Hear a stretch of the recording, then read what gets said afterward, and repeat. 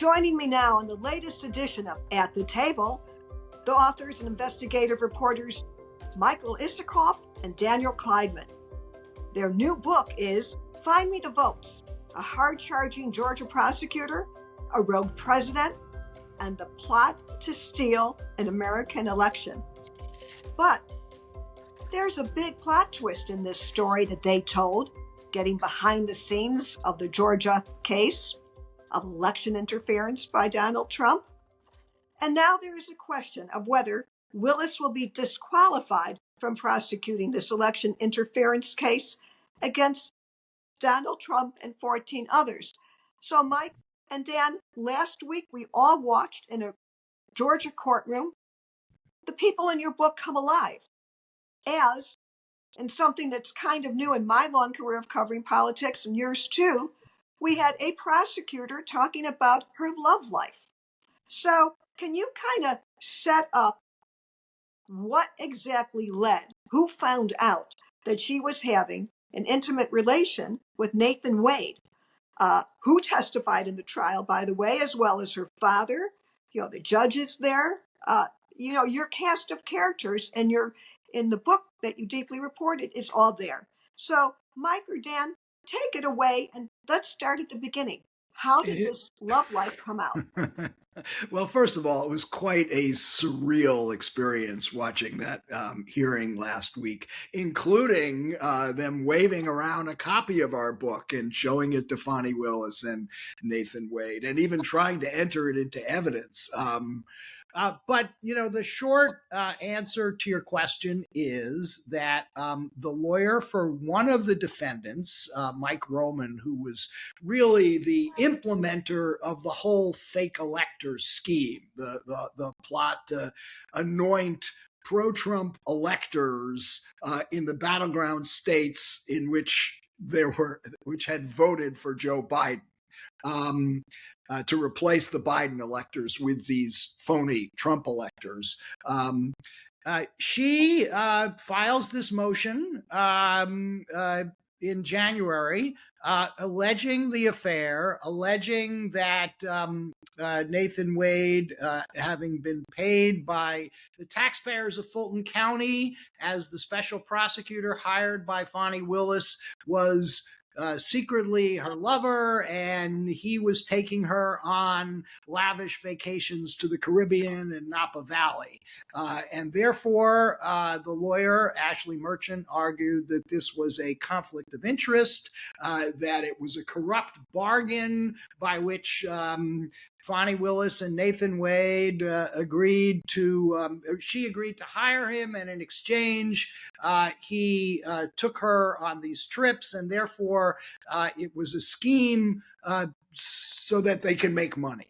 And that was the claim, and what was being litigated before Judge Scott McAfee last week. Willis has acknowledged that there was a romantic relationship that she says began after she hired Nathan Wade and ended sometime last year.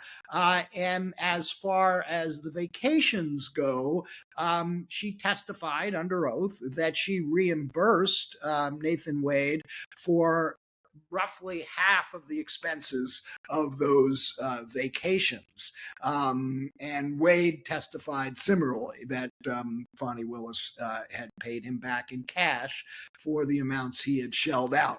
All this was obviously salacious. It obviously got a lot of attention. It was covered wall to wall on cable TV. But at the end of the day, it's not clear that the pro-Trump lawyers, Ashley Merchant, a lawyer for Michael Roman, was then joined in the motion by Trump's lawyers, Steve Sadow, and other defendants in the case. It's not clear they proved much of anything other than the fact that there was a romantic relationship for a while between Wade and Willis.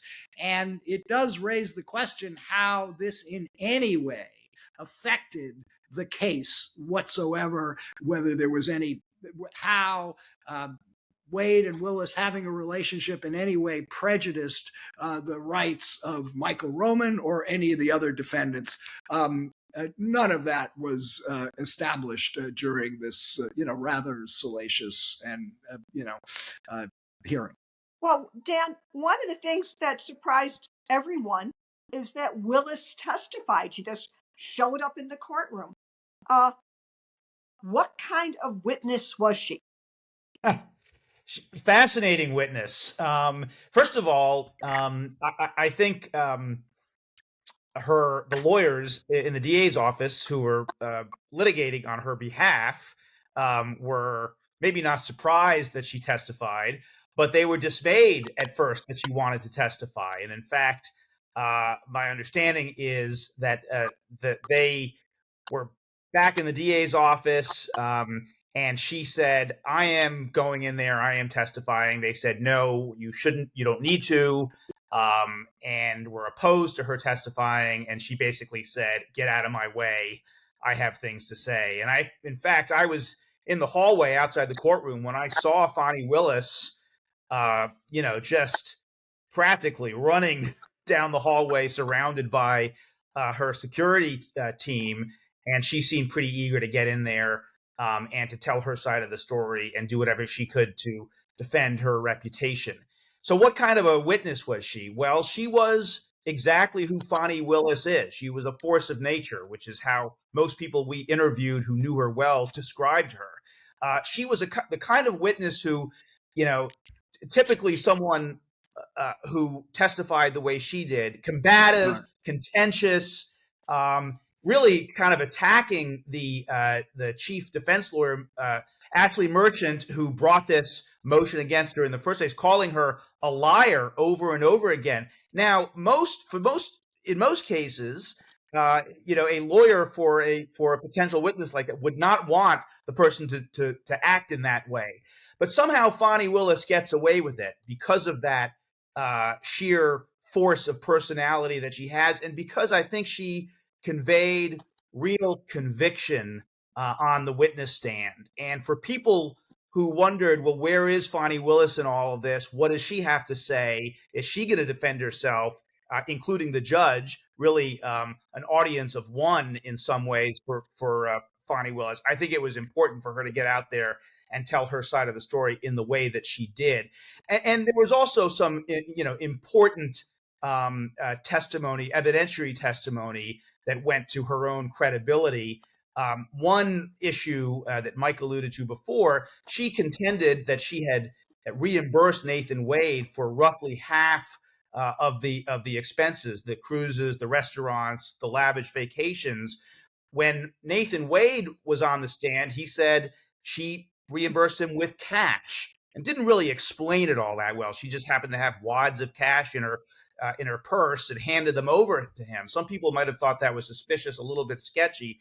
She went up there and she testified forcefully and with detail about why she used cash, how she had significant amounts of cash in her home that she used. And last thing I'll say on this, they then put on her father, John Floyd, very interesting character, one-time Black Panther and political radical who later became a criminal defense lawyer and who raised Fani Willis on his own. And he explained, he called it a Black thing, a cultural thing that a lot of Black people of his generation would keep significant amounts of money at home, and that he advised her to do it. He gave her first cash box when she was a child, and that was powerful testimony. So one thing I thought was overly combative, when she was asked, where did the cash come from? She kept saying, my sweat and tears. Once I get it. She knew what was it seemed to me, I knew what the intent of the question was, which is, my salary in various years, I went out and took cash out of my, cash checks or withdrew savings and through the years. So I can't say exactly that if I had $5,000 in the safe, if 1,000 of it was there for 10 years or something. I thought she was overly evasive. But let me read something from your book that just gets to the point that you two were talking about. And I'm reading, Fani Willis came from a very different world. She had been raised by her father, an ex-Black Panther and political activist, but her professional career as a prosecutor was governed by what happened inside courtrooms, arenas, where veritable evidence mattered and juries and judges had the final word. Was a world in which Willis racked up many triumphs, putting away murderers and rapists, convicting Atlanta school teachers for doctoring test scores. But Willis's sprawling 97-page indictment of Trump and his cohorts would not only be her biggest test, but along with the 2 federal cases brought by Justice Department Special Counsel Jack Smith, one of the biggest tests ever for the American system of justice. So, no matter what happens now in this case, you know how the Trump people will play it. The trial was rigged. It wasn't fair. It was, we could go on. So what does this do to the credibility of the case if she stays? And then, so why don't you take that, Mike? And then Dan, you take what happens as we wait for the judge's ruling if she and then Nathan are booted off. A couple of things. First, just to wrap up on the cash, I should point out that there was an interesting story today on CNN that they broke, talking to a wine seller in Napa Valley who was where Wade and Willis went on one of these vacations. And he, on his own, talked about how Fani Willis seemed to confirm the testimony that she carries around a lot of cash. So that was like an important disclosure. As far as what it means for the case, look, as I pointed out before, none of this has absolutely anything to do with the evidence in the case. None of it suggests that there was any prejudice in the bringing of the charges, or rights were violated, or there was any prosecutorial misconduct. It's really kind of bizarre that this rather significant case, and we argue in the book it's in some ways the most important or significant of all the Trump cases, got derailed into this soap opera about a relationship between 2 prosecutors who are on the same side. They're not adverse interests. So they're, the conflict theory seems, pretty far-fetched. But look, it's up to Judge McAfee and how he rules. He's the decider here, and he's been pretty poker-faced. We don't know where he's leaning. There's going to be closing arguments in the next week or so, and then he'll make a decision, and that will determine. If he does disqualify her, it would disqualify the entire office. Let me just add one thing to what Mike was just saying, which is, some of the commentary has been that if she stays on the case, the case is tainted, and it'll be hard to find a jury that hasn't heard about all of this. There might be, maybe there's some truth to that, although judges seem to be pretty good at finding juries that don't know that much about underlying cases, even ones that have gotten a lot of publicity. But I will say that if anything, this would advantage the defendants, not disadvantage, not the prosecution, because all of the attention has been negative toward Fani Willis. So that's just one small data point. But if she is disqualified and Nathan Wade is disqualified, then that means that the entire prosecution team is disqualified. Not only that, the entire office, the district attorney's office in Fulton County, is disqualified because she is the DA, and you can't just wall her off. Everybody reports to her. So what happens is the case then is given to something called the Prosecuting Attorneys Council in Georgia. And that agency is going to have to figure out who can prosecute this case. The reality is there are not a lot of DA's offices in Georgia that have the resources and the capabilities and the time to take on a case like this. And there's a precedent for this happening in this very case because earlier in the investigation, one of the targets of the investigation, Burt Jones, who was an alleged fake elector. Fani Willis had hosted a fundraiser for Burt Jones' opponent in a campaign, Charlie Bailey, a close friend of Fani Willis's, and they were running against each other for lieutenant governor in Georgia. So that was viewed by the previous judge in the case, Judge McBurney, as a clear conflict of interest. And Fani Willis was no longer allowed to prosecute him. It was turned over to the prosecuting attorney's counsel. It's been sitting there for more than 18 months. They have not found a DA's office who could prosecute this case. And that is likely to happen if the entire case is turned over to another to the prosecuting attorney's counsel. So this case might. But do you think that will factor into McAfee's decision? The reality is that if he disqualifies her, the case goes away. I mean, is that basically? I would have to think that he is going to balance that with all of the other issues. To Mike's point earlier, if Fani Willis's conduct in no way prejudices the case against the defendants, and there are very serious charges against the defendants, and 4 of them have already pleaded guilty, then what McAfee would be doing, or potentially would be doing, is ensuring that justice is not done in this case. And that's got to weigh heavily on him. So she made that point. At one point in the testimony, this I think is her key flashpoint, where I forget the question that prompted this, but I sure did take notice of the answer. She looks out in the courtroom and says, "These people," gesturing towards the to the people who are indicted, their lawyers, "these people are on trial for trying to steal an election in 2020. I am not on trial." So in terms of the timeline,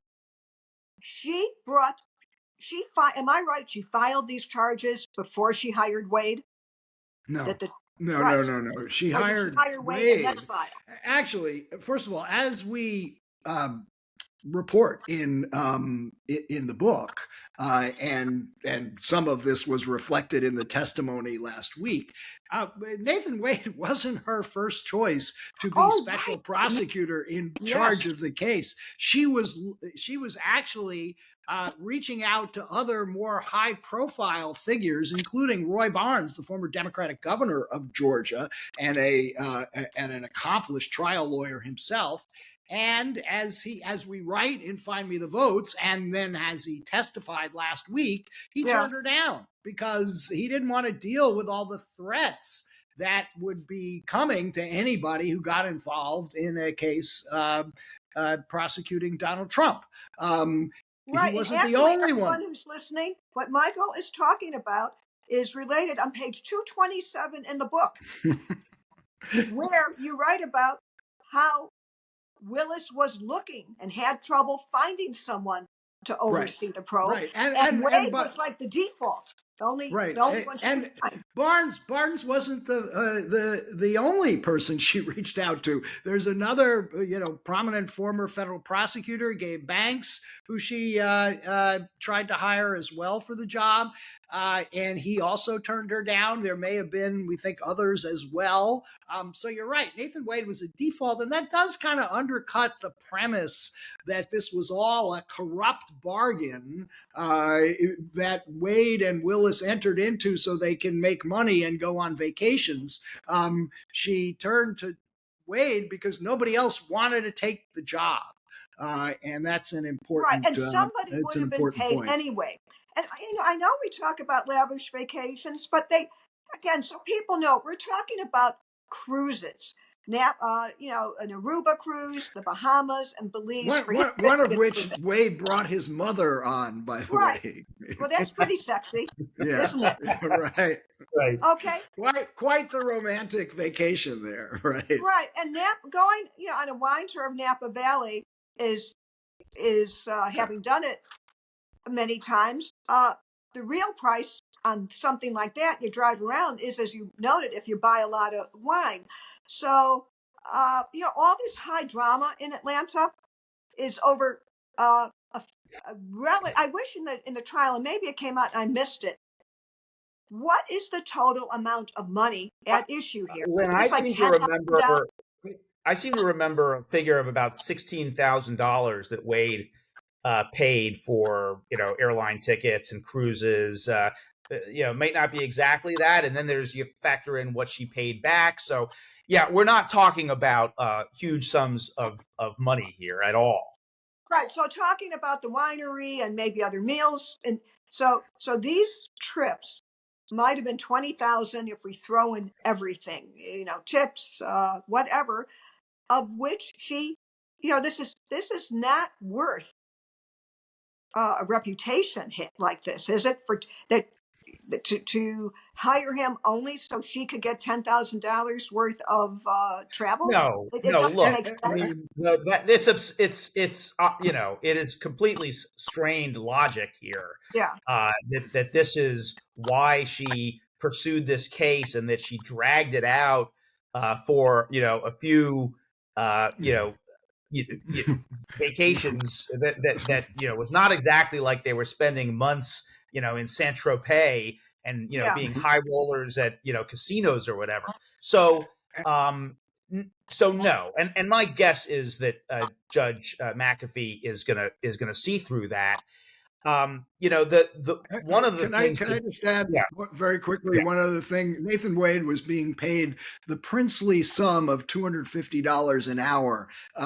As a friend of ours who's a lawyer at a big Washington law firm said, "Jesus, that's what we pay our paralegals." And by the way, his hours were capped. And as it turned out, and this is testimony that came out in the hearings, he worked, a lot more hours than he was actually paid for. So, to some extent, he may have even been losing money by taking this case. And did he have to? Am I remembering right? I thought he had to pay his staff and his expenses out of that amount, or is that? That's not. That's what he grossed, not what he netted. Is that how that works? I think what we do know that was the sum he was paid. Yeah, and what we do know from his testimony is that he would get these payments and then he would divide them up among the other partners in the law firm, because that's typically how law firms work. One lawyer, brings in a certain amount of money, and then it's divided three ways. Right. So again, so our listeners know the billing was $250 an hour. He didn't get $250 an hour because he had to. That's what it sounds like. And by the way, $250 an hour is the going rate. In fact, it's high in the district attorney's office, and in the attorney general's office in Georgia. When they hire outside special counsel, which they do routinely, they make $250, they make $350. Right. There are some cases in which those special counsel have made $1,000 an hour. So $250 was on the low end in terms of what some people make in these kinds of roles. Right. So you're right. Ground zero in Trump's scheme to overturn the election is Georgia. What is the impact of this case, which I now we just don't know what's going to happen. From what we've seen so far, no matter what happens, does this damage the Jack Smith case in any way? No, I don't think it damages the Jack Smith's case. There is an overlap in the evidence because as you as we write in the book, as you just pointed out, Georgia was ground zero for everything that took place in Trump's efforts to overturn the 2020 election, culminating in January 6th. And some of what Fani Willis included in her indictment was also included in Jack Smith's indictment. Most particularly the Trump's phone call with Brad Raffensberger Oh, yes. to find him 11,780 votes, just one more than he needed to flip Georgia's electoral votes. And by the way, even though we've been talking about Willis a lot, you do talk about Raffensberger. I had no idea about his sad backstory with his family that you brought out. Yeah, there's a lot of really interesting human stories to the events in Georgia. Brad Raffensberger is one of them, a loyal conservative Republican who was actually one of the first to endorse Donald Trump when he was running in the Georgia legislature. He was a legislator at the time. He was one of the first in Georgia to endorse Donald Trump. But yeah, he had a terrible tragedy. His son was a substance abuser who died from a fentanyl overdose. And one of the things Raffensberger has said is, he was able to stand up to Donald Trump's extraordinary, relentless pressure because we have been through worse. We talk in the book. In fact, his wife talked about how, the couple even he and his wife had to go down to an Atlanta crack house because they were worried their son was inside. So it was a real gut-wrenching experience he was through. But just to talk, to bring it back to the significance of the case. Yes, Georgia was ground zero. It was where Trump's pressure was most relentless, was most furious. It's where the human toll from this pressure campaign was the greatest. The lies told by Rudy Giuliani about the election workers, Ruby Freeman and Shay Moss, unleashed this avalanche of threats to them, so much so that Ruby Freeman had to flee her house at the FBI's recommendation. All of that took place in Georgia. But the important point to make is Jack Smith's case, Trump is the sole defendant.